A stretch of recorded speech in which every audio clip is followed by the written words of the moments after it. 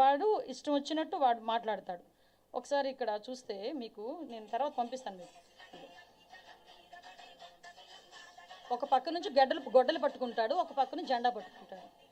వీడు మన వైసీపీ కార్యకర్త. ఇలాంటి వాళ్ళందరినీ అంటే రెచ్చగొట్టే పరిస్థితుల్లో ఇలాంటి వాళ్ళందరినీ కూడా ప్రోత్సహిస్తున్నాడు, హింసను ప్రోత్సహించే పరిస్థితి. ఇంకొకడు మీరేమీ చేయలేరు, ఏం చేస్తాం మేము చూస్తామంటాడు. ఒకడేమో నరికేస్తామంటాడు, ఒకడు కోసేస్తామంటాడు. ఇలాంటి వాళ్ళందరినీ ఎందుకు ఆ మాట మాట్లాడుతున్నారు అంటే తప్పేంటి అని అడిగాడు. సినిమా డైలాగ్ కదా, తప్పేంటి? ఏ సినిమాలో నీకు చంపేసుకోవటాలు చాలా హింస చూపిస్తారు, ఆ హింస అంతా బయట చేస్తే తప్పు లేదా అంటే మీ దృష్టిలో తప్పు కాదా అది? దాని గురించి ఎవరైనా మేము ఏదైనా పోలీస్ కేసు పెడితే అదేదో పోలీసులు హింసించేస్తున్నారు అన్నట్టుగా మాట్లాడే పరిస్థితి కనిపిస్తూ ఉంటే నిజంగా చాలా బాధ అనిపిస్తూ ఉందండి. రాజకీయాలు ఇలాంటి వాళ్ళు ఉండడం అన్నది అర్హత లేని పరిస్థితి. అంటే ఇలాంటి రేపు పొద్దున్న 2029లో మేము వస్తాము, ఇలాంటి హింసను ప్రేరేపిస్తామని ఇండైరెక్ట్గా సమాజానికి చెప్పే పరిస్థితి ఈరోజు జగన్మోహన్ రెడ్డికి ఉంది అంటే ఒక్కసారి రాష్ట్ర ప్రజలందరూ కూడా ఒక్కసారి ఆలోచించుకోవాల్సిన అవసరం కూడా ఉంది. దయచేసి నేను ఒకటే చెప్తున్నా, నేను మళ్ళీ చెప్తున్నానండి. ఈరోజు మేము ఇంకొక విషయం చెప్పాలండి.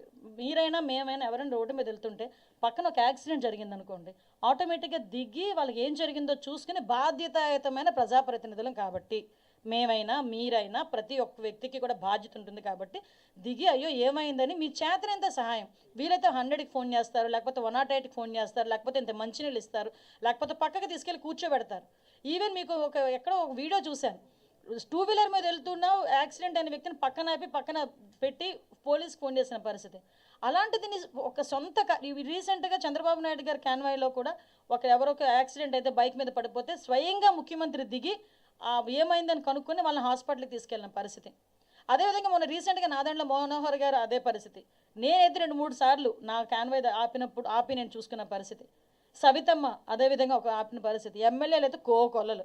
నాకు తెలిసి మీరైనా ఎవరైనా మీరు వెళ్ళినా కూడా ఎక్కడైనా రోడ్ యాక్సిడెంట్ జరిగితే ఆగి ఎందుకు జరిగింది అనుకునే పరిస్థితి. అలాంటిది సొంత కార్యకర్త, నీ గురించి వచ్చిన కార్యకర్త నీ కారు కిందే పడి నలిగిపోతూ ఉంటే పక్కకి ఇసిరేసి నీ కాన్వాయ్ వెళుతూ సెల్ఫీలు ఇచ్చుకుంటూ చేతులుపుకుంటూ వెళ్తున్నావంటే ఎంత నిర్దయ ఈ జగన్మోహన్ రెడ్డికి. మానవత్వం లేదన్న సంగతి చాలా క్లియర్గా అర్థమవుతుంది కదా. ఒక్కసారి మనం కూడా ఆలోచన చేసుకోవాల్సింది, ఇలాంటి నాయకులు సమాజంలో ఉండొచ్చా లేదా అనేది కూడా మన రాష్ట్ర ప్రజలు కూడా ఆలోచించుకోవాల్సిన అవసరం ఉంది.